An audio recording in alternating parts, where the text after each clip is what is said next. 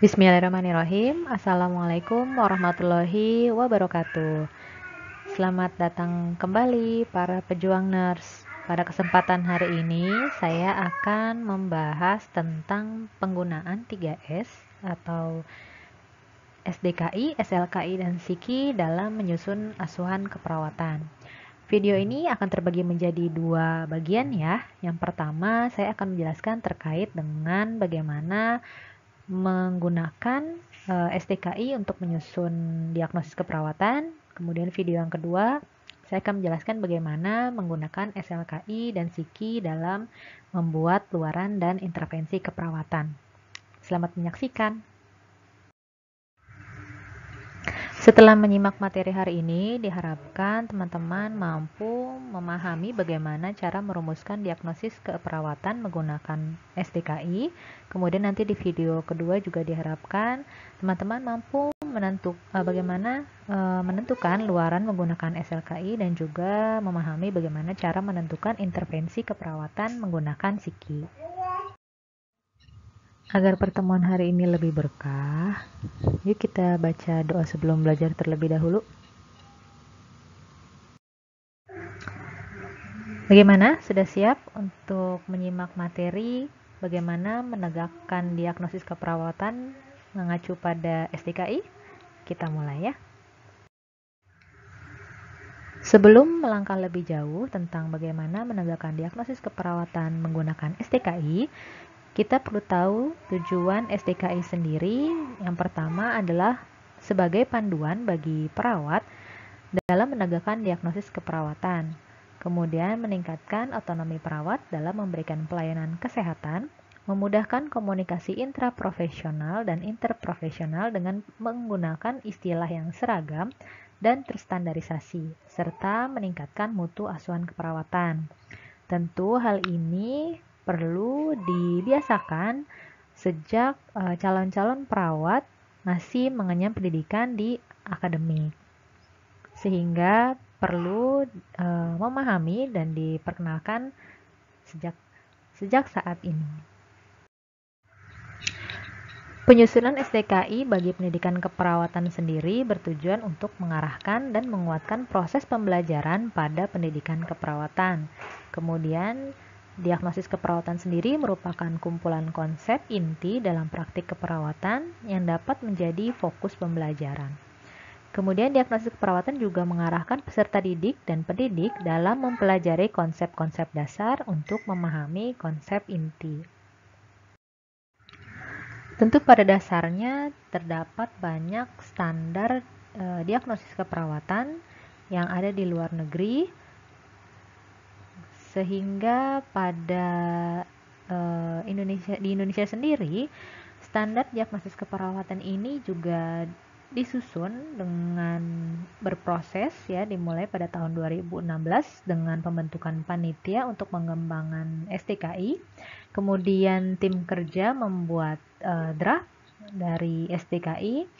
Kemudian pembahasan dan revisi dari draft STKI yang telah dibuat. Kemudian STKI yang sudah dibuat draftnya ini diberi masukan oleh berbagai ikatan dan himpunan yang ada di profesi keperawatan. Kemudian pada akhirnya terbentuklah standar diagnosis keperawatan Indonesia yang dibukukan dan telah disahkan sehingga dapat kita gunakan pada saat ini. Isi SDKI sendiri tersusun dari berbagai sumber rujukan seperti textbook, standar-standar diagnosis dari negara lain, kemudian juga artikel ilmiah, kemudian ditelaah oleh para praktisi dan juga akademisi. Di SDKI sendiri terdiri dari 5 kategori, yaitu kategori fisiologi, psikologis, perilaku, relasional, dan lingkungan. Kemudian dari kategori tersebut dibagi lagi menjadi 14 subkategori yang terdiri dari respirasi, sirkulasi, nutrisi dan cairan, eliminasi, aktivitas dan istirahat, neurosensori, reproduksi dan seksualitas, nyeri dan kenyamanan, integritas ego, pertumbuhan dan perkembangan, kebersihan diri, penyuluhan dan pembelajaran, interaksi sosial, serta keamanan dan proteksi. Seperti yang kita telah ketahui bahwa jenis diagnosis keperawatan pada dasarnya ada 3, yaitu ada diagnosis yang bersifat aktual, diagnosis risiko, dan juga diagnosis yang potensial atau promosi kesehatan. Diagnosis aktual menggambarkan respon pasien terhadap kondisi kesehatan atau proses kehidupannya yang menyebabkan pasien mengalami masalah kesehatan. Tanda dan gejala mayor serta minor dapat ditemukan dan diagnosis risiko menggambarkan respon pasien terhadap kondisi kesehatan atau proses kehidupannya yang menyebabkan pasien berisiko mengalami masalah kesehatan. Pada diagnosis ini tidak ditemukan tanda atau gejala mayor maupun minor, namun pasien memiliki faktor risiko untuk mengalami masalah kesehatan. Sedangkan untuk diagnosis keperawatan potensial atau promosi kesehatan menggambarkan adanya keinginan dan motivasi pasien untuk meningkatkan kondisi kesehatannya ke tingkat yang lebih baik atau optimal. Jadi kalau misalnya diutarakan oleh pasien keinginannya untuk hidup lebih sehat, untuk hidup lebih baik gitu ya, atau ada perubahan terkait dengan kesehatannya, ini bisa kita tegakkan diagnosis potensial atau promosi kesehatan. Komponen diagnosis keperawatan sendiri, kalau kita dulu belajar ada istilahnya PES ya, Problem, Etiologi, Symptom. Untuk di SDKI sendiri sebetulnya sama, namun dia menjadi lebih sederhana, yaitu membagi komponen diagnosis keperawatan menjadi masalah atau problem yang disebut sebagai label diagnosis serta adanya indikator diagnostik. Nah, problem ini terdiri dari deskriptor, misalnya gangguan, gitu ya, ketidakseimbangan. Misalnya. Kemudian fokus diagnostik, fokusnya apa masalahnya, gitu ya, misalnya pertukaran gas atau bersihan jalan, napas, gitu. Sedangkan untuk indikator diagnostik sendiri, ini terdiri dari penyebab atau etiologi, kemudian tanda dan gejalanya. Kalau misalnya datanya ada di pasien 80% sampai 100%, ini berarti data mayor. Ya, atau misalnya kita balik ya. Jadi data mayor adalah data yang 80 sampai 100% terdapat di pasien. Sedangkan data minor ini tidak harus ada di pasien untuk bisa kita tegakkan diagnosis gitu ya. Jadi boleh ada, boleh ditemukan pada pasien atau tidak ditemukan pada pasien.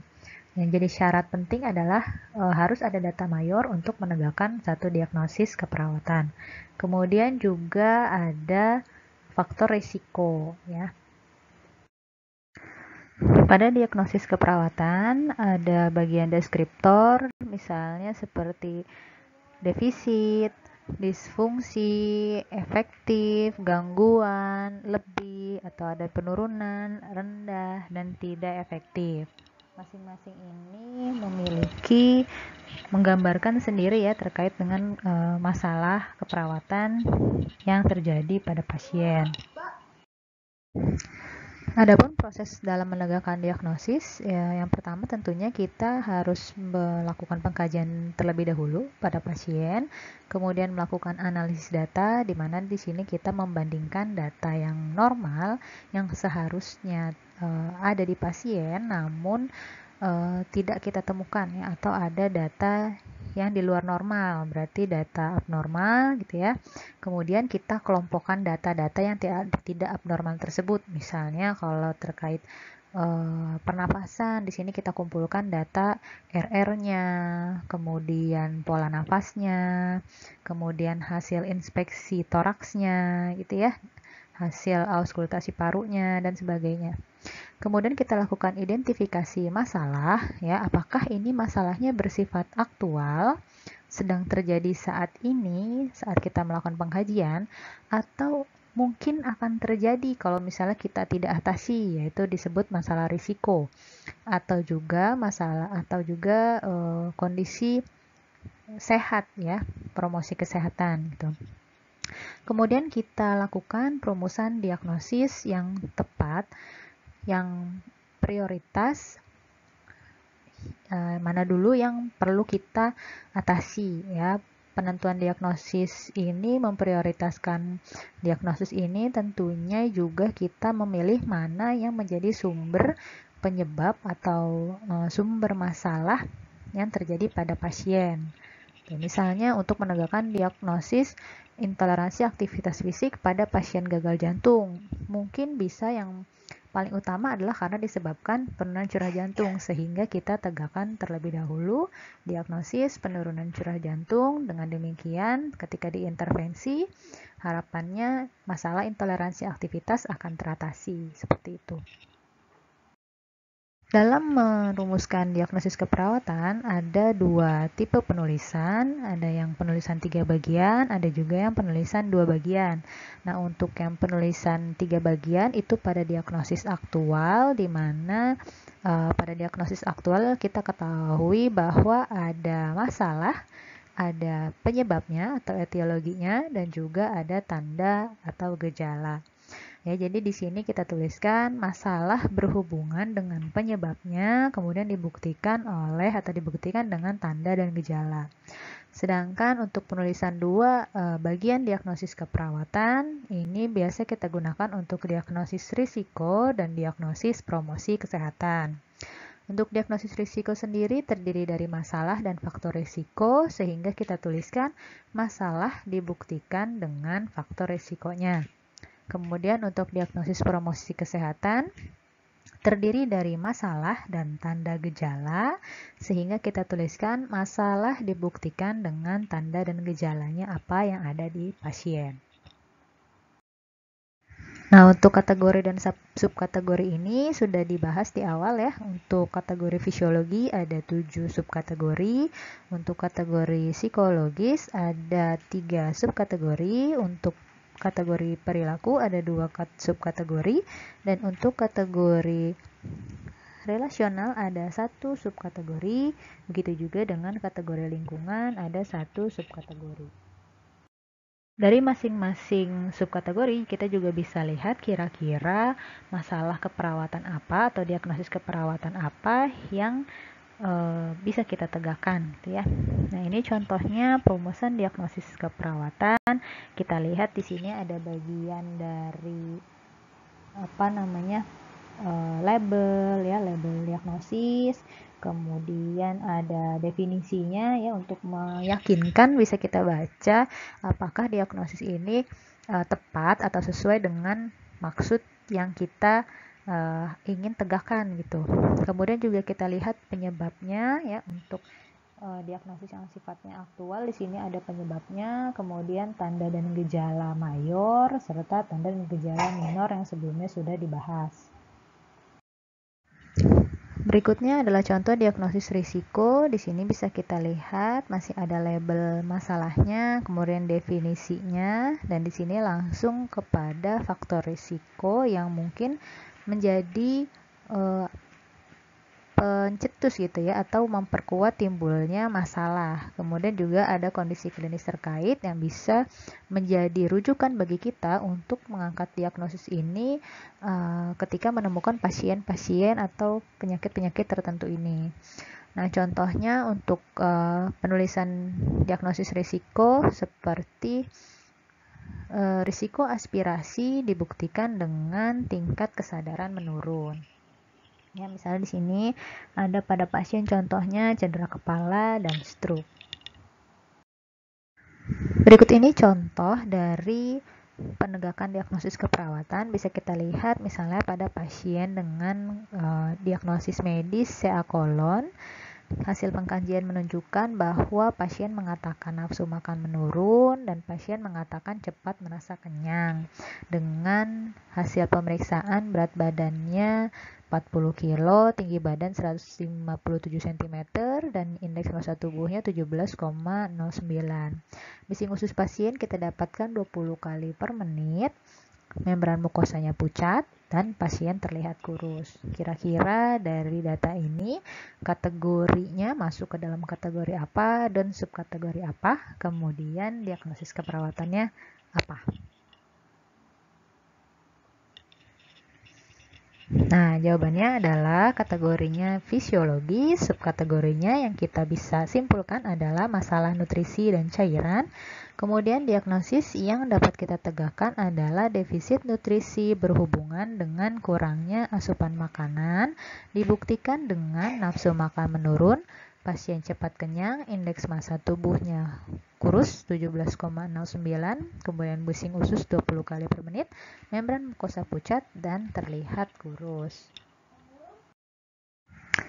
Bagaimana? Sudah sama jawabannya? Kita coba sekali lagi ya. Di sini kasus pada pasien post appendiktomi dengan data subjektifnya pasien mengatakan nyeri, pasien juga mengatakan mual. Data objektifnya pasien terlihat meringis, frekuensi nadinya 112 kali per menit, meningkat ya. Pasien terlihat memegang perutnya dan suhu tubuhnya 37 derajat Celcius dengan bising usus 12 kali per menit. Coba sama-sama kita analisis dan tentukan kira-kira diagnosis keperawatan yang tepat untuk pasien ini apa.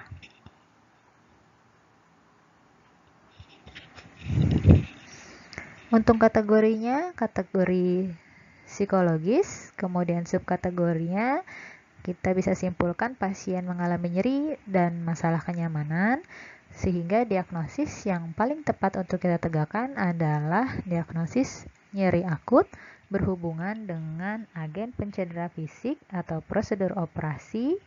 Dalam hal ini pasien post appendiktomi dibuktikan dengan mengatakan nyeri, meringis, frekuensi nadi meningkat, dan memegang area yang sakit.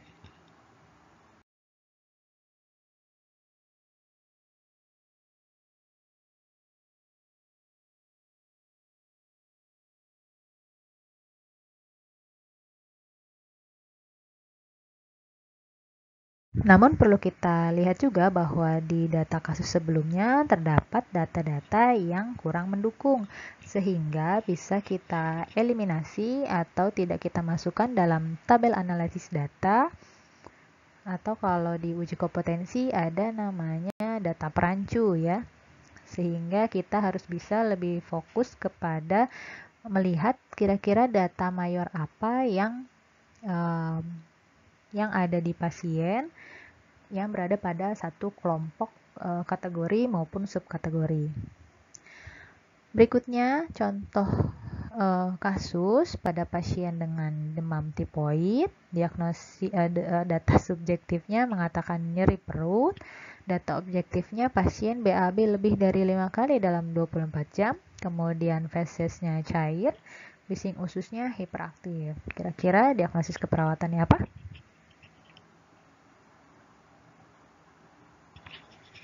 Kita bisa angkat pasien mengalami diare berhubungan dengan proses infeksi, dibuktikan dengan nyeri perut, BAB lebih dari 5 kali dalam 24 jam, feses cair, dan bising usus hiperaktif.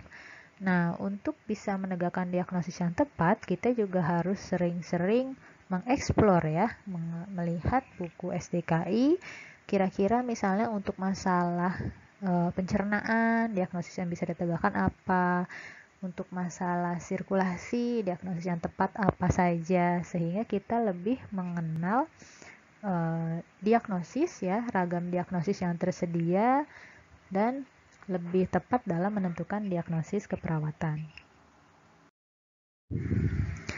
Berikutnya, kita punya diagnosis dengan pasien fraktur tibia dextra. Data subjektifnya pasien mengatakan nyeri saat menggerakkan kaki. Data objektifnya kekuatan otot bagian atas ini normal ya, 5. Kemudian ekstremitas kanan menurun, 2. Kemudian juga ekstremitas kiri masih normal, 5. ROM tungkai kanan menurun ya, terbatas, serta ada keterbatasan bergerak. Kira-kira dengan data-data tersebut dapat kita tegakkan diagnosis keperawatan apa ya?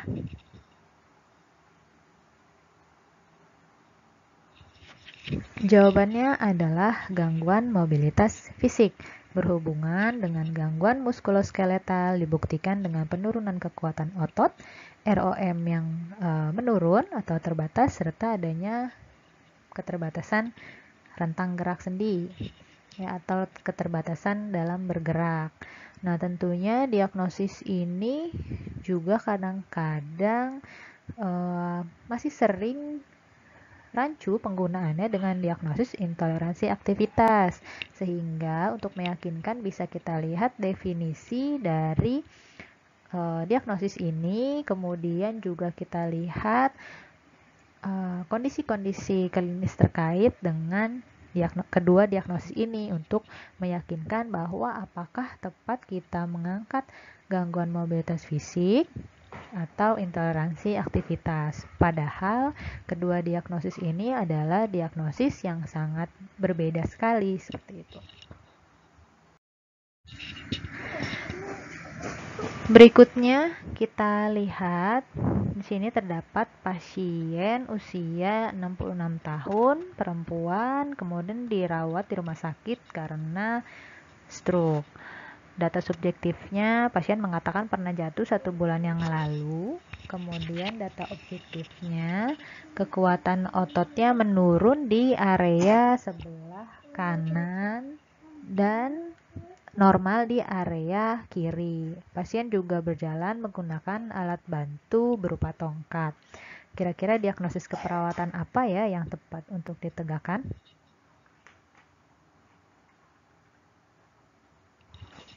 Ya, berdasarkan data yang ada, pasien memiliki riwayat jatuh, kemudian penggunaan alat bantu, kemudian juga kekuatan ototnya menurun. Kita bisa tegakkan risiko jatuh dibuktikan dengan usianya yang lebih dari 65 tahun, ada riwayat jatuh, kemudian penurunan kekuatan otot dan menggunakan alat bantu berjalan. Bagaimana? Sudah lebih jelas dengan contoh-contoh kasus yang diberikan? Nanti kita kembali lagi dengan materi berikutnya, Psiki dan SLKI. Silahkan membaca kembali buku STKI-nya. Semoga pertemuan hari ini bermanfaat. Saya akhiri terlebih dahulu. Assalamualaikum warahmatullahi wabarakatuh. Jika kalian mendukung channel ini untuk berkembang lebih lanjut, jangan lupa like, subscribe, dan share ya. Assalamualaikum.